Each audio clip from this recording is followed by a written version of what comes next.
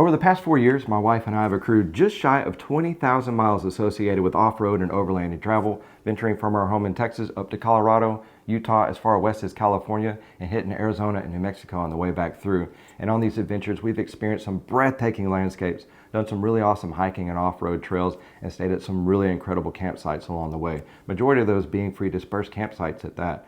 And I'm often asked how we plan our trips, how we find our campsites, moreover, how we have the confidence to travel hundreds, if not thousands of miles away from home, oftentimes to the middle of nowhere, just to go off-roading, hiking, and camping at that.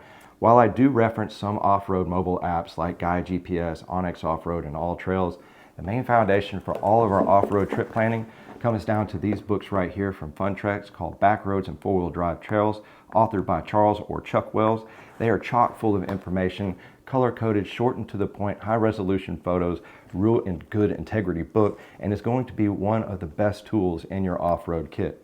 So if you want to find the key to unlocking some of the best off-road trails and campsites Colorado, Utah, California, and Arizona have to offer, it's all in here. You want to learn more about them? Stay tuned.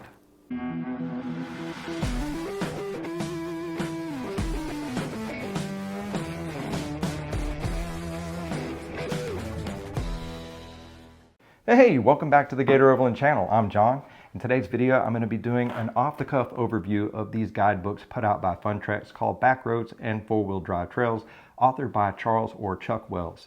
These books are loaded with essential information on hundreds of trails that span between Colorado, Utah, California, and Arizona, and honestly, it has been the foundation for all of our off-road and overland trip planning. And it's given us the confidence to go those thousands of miles, do all the trips, make the memories, and I know if you use these books just the same, you'll be able to make them for yourself. After the overview, I'm going to give more or less a rudimentary example of how we set up and plan our trips. You'll be able to work those with your own preferred GPS apps if you want to make it a little bit easier, but more or less it'll just give you a direction. For your viewing convenience, this video is timestamped, allowing you to go to any point in this video without having to scroll through. Don't forget to check the description below, as I'll have links to the FunTreks website, as well as Amazon affiliate links for these books and other gear that I find helpful for planning our trips, and contact information should you need to get hold of me. I'm always happy to answer any questions when it comes to off-roading, more specifically when it comes to camping. I love paying it forward. The only thing that I ask is please, please, please, leave it better than you found it. Pack it in, pack it out, and if somebody left a mess, pick up after them as well. We always want to come back. Let's get started. All right, on to the guidebooks. Now, before I actually dive into the book, I wanted to talk about the physical book itself. It's composed of a really nice exterior with hard cardstock material. As you can see, it's glossy and laminate. It's going to give you added ruggedness for banging into things, as well as water resistance from the outside. And you get onto the inside, the actual pages themselves are made from a really high quality, thick paper type material. They got a high gloss laminate as well. It's going to give you that added water resistance in case you spill your beverages, leave it on the hood of your truck and get a little bit of dew or rain or anything. You don't have to worry about the pages all wrinkling up. Now, all the text, the photographs, any of the references of the maps are super high definition, just really nice quality altogether. Now, as far as compositions of the books, I have 3rd and 4th editions. I actually have 2 3rd editions here, but 2 different designs. As you can see, one is a spiral bound right here, and the other is actually a spiral bound with an actual book binding on the back side. Now, I don't actually prefer that design because it actually has to act like a book all the time and doesn't have the convenience of being able to fold back in half. Now, that's probably so whenever you stuck it on the shelf, you could actually read the back side of it here. But to combat that, I think what they did for this particular style here is they gave you a leaflet that's kind of like a page keeper, allows you to put the spiral towards the wall and still be able to read it from the outside. But the added advantage is if you want to get to a certain page, you're able to fold it in half, then you can go and put it on your dash, side pocket your door, center console, and conveniently access back to the page that you were without having to open and go through all the pages all the time, which is a super convenience. Now, as far as convenience from there on, FunTreks actually does offer a mobile device app for these, and it runs around the $60 range. It's also interactive with GPS, allowing you access to all the convenient information in these books from the pinpoint of your finger or your mobile device. Now, it runs on a 3.5 rating, which some folks say they really liked it. Some folks say it works great with the book. And a lot of folks said it left a lot to be desired, that it's best to just get the book and maybe reference some of your other apps, especially if you like to do camping and other things. The app is more specific to just the things in the book. And I don't plan on getting the app at all because I like having hard copies of things, especially with being out in the middle of nowhere, I don't have to recharge this thing. I don't have to worry about the screen breaking. Worst thing could happen is I lose it, and I just get another one for 34 bucks. And at that cost, instead of $60, that's a lot cheaper than the night in a hotel if I'm using it for camping. And if I'm planning on using it for a trail guide, it's a lot cheaper than a trail guide. So that's one big benefit that comes with these books. All right, let's dive into these books, tell you what they're all about. On page 2, you're going to be met with a disclaimer basically saying keep it safe and it's up to you to do so. Your typical table of contents here. Don't skip over the introduction. There's a lot of invaluable information in there. How to set up your GPS, trail etiquette, checklists like gear checklists, and all the way down to how to deflate your tire for added comfort and traction off-road. Then you have your key here showing all your trails. Next page is where it starts to get fun. You have your full trail list in southern Colorado. There's over 100 trails, so you have plenty of things to do down there. And as you can see, it's organized by area. There's 7 areas of selection to choose from in southern Colorado. Down here you have your key saying what kind of road, gravel, or if it's rocky or anything like that. And then you have your icons showing whether you fish in or you hike in or something to look at with binoculars or things like that. Next page is going to be all the trails listed alphabetically. This is actually really convenient. I didn't think of it at first, but I got to looking for a trail and thought, oh, well, I'll go there. It tells you the page number and the particular trail that it is on that particular page. Boom, you go straight to it. You don't have to think about what area. Then you have all your trails listed by difficulty. Green, blue, and red. So you can set up your whole trip just by looking at trails that are only greens or only blues, or a lot of them are going to have a little bit of both, but there are some green specific trails obviously. Now explaining the difficulties, you have green for easy, blue for moderate, and red for difficulty. So easy is going to be basically all your access roads, undeveloped roads that are just gravel, but no real incline, declines, or technicalities that are going to go through the whole thing. You probably do it in two-wheel drive. Your Honda Civics, Subarus, van life, all access there. Moderates, you might have to use a little bit more caution on there. It's going to be more or less a glorified green, but you might incur some inclines, a little bit more off-road, might even have some high clearance issues, maybe even some water crossings, things like that. Something to use a little bit more caution on. Might even need to have four-wheel drive, especially if it's in situations where it gets wet. Now moving on to the difficulty of red, that's going to be your it's up to really to your discretion on what is difficult to you, what your capabilities of your vehicle are, but you're going to start to see a lot more intense incline, declines. You might have boulders, high water crossings, things like that, stuff that could really put your vehicle to the test. A lot of the shelf roads that are like on Imogene and Black Bear Pass, they're really narrow and they're really hard to pass by two vehicles. You almost have to pull back sometimes and pull in your mirror just to let people by. And that is a level of difficulty because you'll end up having to back up an incline into a void, sometimes seemingly blind, and it just adds a level of difficulty. In fact, some of the trails that are actually considered difficult are majority green and blues, and there might just be some sections that are just noted as being difficult, but for that purpose, the whole trail will actually be red. Now I'm going to get back over here to the actual trail list here and show that we have areas 1 through 7. In today's video, just for convenience, I'm going to stay isolated into area 1 just for explaining things. You basically want to plan your trips to where you're kind of in that area, but if you have the idea that you want to do a trail that's over in area 7, you have the convenience of going over and seeing what works out for you before you move on to the other one. You can actually squeeze the juice out of that area and then go on to the other one if time allows. But for the conveniences of this video, I'm going to stay down in area 1, which is Silverton, Telluride, Ouray, and Lake City, and it includes some of the best trails that I think Colorado has to offer. Overpass, Imogene, Black Bear, if you got the to do it, and Engineer Pass, as well as the Alpine Loop. So let's get on to talking about how Area 1 is set up. Now that you have a better understanding of how the book is navigated, I'm going to cover how the areas and the trails are organized. So as you can see here, we're at Area 1, and it gives a basic overview of what is to be considered in the area. It's between Ouray, Silverton, Lake City, and Telluride. It has the full list of the trails associated. As you can see, a lot of them are actually greens and blues, which means it's going to be available for a lot of people to go out and check out. And as you can see, we have a really nice detailed map here with reference to the highways between all three. On the west side, you'll have Highway 145 coming up from Cortez, going up through Telluride to Ridgeway. And then you'll have Highway 550 coming up through Durango on through to Ouray. and is honestly probably one of the most beautiful roads in all of the United States, or at least that I've seen. And it's called the $1 Million Highway, and it's not for the faint at heart. In fact, if you have issues with heights and maybe some really high mountainsides on this side and really steep drop-offs on this side without any guardrails, you may have to consider maybe leaning back your chair for a little bit while the other person manages it. But it is the main vein from getting to basically Durango to Ouray, and access to the east side going towards Lake City, or to the west side going towards Telluride if you're wanting to do any of the trails. So as you work your way on up through, you'll get about 6 miles out from Ouray, and there's this one particular turn where it opens up, and it's this huge expanse of mountains that's absolutely breathtaking. It's why every time we're in the area, we will detour to do that road. It is thrilling, to say the least. And then once you get into Ouray, you'll quickly understand why it's considered the Switzerland of the Americas. But further explaining, you can see that the trails are laid out by color.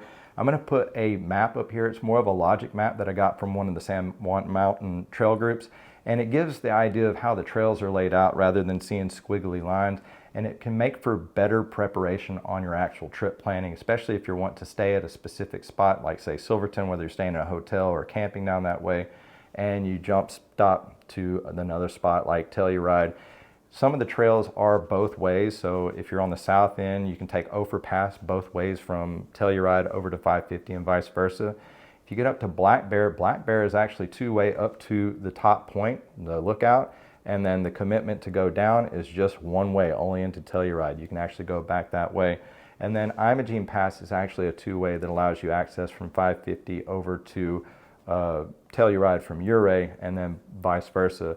So another thing to consider is if you're wanting the easier route, coming down from Ouray to Telluride is actually the easier route than going the other way, because it's going mostly uphill. So understanding that logic will actually allow you to be able to plan out your day, so you're not having to double back on certain trails and things like that. I've always found it to be really helpful, and I know you will too. So now that you see that you have your colors based out, over on the east side you have Engineer Pass, the Alpine Loop, and things like that. I'm going to turn over to the next page, and it's met with one of my favorite trails. It's actually a green. It's called Last Dollar Road. It gives you an overview of what is actually going on in the area. It's mostly a ranch land area, and tells you the technicalities that you may need to acquire. It's a two-wheel drive trail unless it's wet for the most part. And then you have your stats. Its length is about 20 miles. It takes 2 hours to do, and then it gets up to the peak of about 10,000 feet. And ideal time to visit is June through September. So just by reading that, you understand when time to go. Now, as far as the timeline goes, I've been in both seasons. It's absolutely beautiful in the summer. The weather is great. But if you really like that leaf peeping and you want to see some stunning views of super yellows, super reds, go maybe the last 2 weeks of September, the first 2 weeks of October. That's usually the time we actually go. And it is incredible. The aspen's changing. Now, it doesn't last long, and if it ends up being too fall and too much has already fallen, you can actually go further south and still catch some of those. You'll probably actually see a lot of it as you're driving in, but just to let you know, if you miss the leaves in that particular spot, you can go a little bit further south or north and figure out where it's actually at. So from there, you actually get a full list of everything. It tells you to trip your odometer, set it to 0, and everything is played out. Look left, look right, pretty much point and shoot of exactly what you have to do. And then they have waypoint coordinates for you to get reference of things to do along the way. Now that you understand how the trail information is laid out, from photos to the waypoints, when to look left, right, what to do, what time of year to go, I'm going to go over our basic rudimentary way of developing a trip plan. And I'm going to start with Last Dollar Road. As you can see, it is a green trail. It gives an overview. As I mentioned before, it tells about how long the trail is, how long it takes to go through, and other contact information you need to go there. Their information starts with waypoints 1 through 6, starting in the top and working down to Telluride, but you can go both ways on this particular trail. You have the information over there on the waypoints and what to look for. What I typically do is look for the camp little TP symbol, and as you can see here, it's in between waypoint 2 and 3. 3 has a waypoint there, so generally what I do is I have my iPad in front, I'll go ahead and type in that coordinate, and that will bring me into the general area. And this particular spot, as far as information that I've read about, is actually really busy. It's a really nice overview, scenic spot, and very accessible by a lot of vehicles. but it may not be ideal if you're wanting to keep it quiet. From there, you just kind of loop around on all the trails and see little open areas. If it's got a determined fire ring right there, pretty much you can pop tent right there and call it a day. But it's not something you want to go through and go trailblazing and just kind of make your own home while you're out there. Definitely pick up if you see any trash there. Commonly we see a lot of stuff there, but we want to be able to keep coming back to these trails. But as you see, you can come back up and you can reference that there's the north side that comes down through, and then you have Telluride on the other side. So pretty much we use the references of where tents are here and then kind of just make it as we go on that point. Now moving on through, there are other places like Ophir Pass, it's mentioned before. There's a really nice campground called Alta Lakes. Again, we use that map reference there. What I'll do is I'll write down the information of where this location is and then kind of reference on a logistics of how to go about it. So from there, you kind of have an idea that basically we will come in from the south. We'll stay at Mullis Lake, which is just south of Silverton. Really nice free campground, first come, first serve. It's an organized campground. It's got vault toilets and stuff. There's also Big Mullis Lake that is an actual fee campground. You can actually go there and buy tokens just to take a shower there, but it's really nice trails and stuff to hike through right there. But it's really close access to Ophir Pass. We'll take Ophir Pass into Telluride. We'll have lunch, hang out for a little bit, and then we'll take Imogene Pass into Ouray. Ouray has really nice camp areas around there. It's a beautiful town to visit just in general. It's got brewery and it's got a KOA at one end of the town. It's got a water fill station for free right there near the park. And we usually camp on the Portland Trail. It's just outside of town. A lot of people probably won't want me telling you that, but it's a really easy access place that's right there. Ouray is one of the best places. So now you understand we have two camp spots. One was in by Silverton or Mullis Lake, and then we have Ouray. And your option from there is whether you want to go to like Last Dollar Road or if you want to make it over to the Lake City side. If you want to go to Lake City side, you're pretty much going to leave everything Telluride behind because your commitment is to go over to the other highway that would bring you to Creed. And that's pretty much our exit. We go to Lake City, camp around Lake Cristobal, which is Cinnamon Pass, Engineer Pass, and then pretty much make our way. We'll camp in Creed on the way home. Check out Tommy Knocker's Brewery right there in town. It's absolutely awesome. Beautiful campsites. It's a little bit more low rolling hills, but still has really pretty mountains. And then on into there is South Fork, and we love taking Wolf Creek Pass and then down into Walsenburg. And that's pretty much the exit back home. So now you have an idea. Basically go through the book, find the campsites, jot it down, get your logistics on here, and then choose it day by day. And that's pretty much it. I know that's rudimentary. You can take that information, put it into your Onyx, Gaia GPS, and just really kind of make the trip, take it as it comes. Just watch out for the weather, be mindful, and always, always pack in, pack out. I can't say that enough. Well, that about wraps things up. If you enjoyed today's video, found it informative or helpful in understanding just how valuable these guidebooks can be for organizing and planning your next off-road adventure, go ahead, give us a big thumbs up, let us know how we're doing. Share if you'd like, I'd appreciate that. For a heads up on any future installs or adventures, go ahead, hit that subscribe button, notification bell. You can follow us along our journey. Don't forget to check the description below, as I'll have links to the FunTreks websites, as well as Amazon affiliate links for these books. It'll really help out the channel if you use those links, and contact information should you have any questions at all. I'm always happy to answer any questions when it comes to off-roading, more specifically when it comes to camping. Always happy to pay it forward. Also, if you ended up using these books in the past, currently, or you end up seeing this video using the books and having your own adventure, take a moment, leave a comment down below. Let us know what kind of vehicle you had, what trails you did, and what time of year you went. And that gives kind of an outside perspective to understand that you could be in a Subaru, an RV, van life, and going out and doing these trails.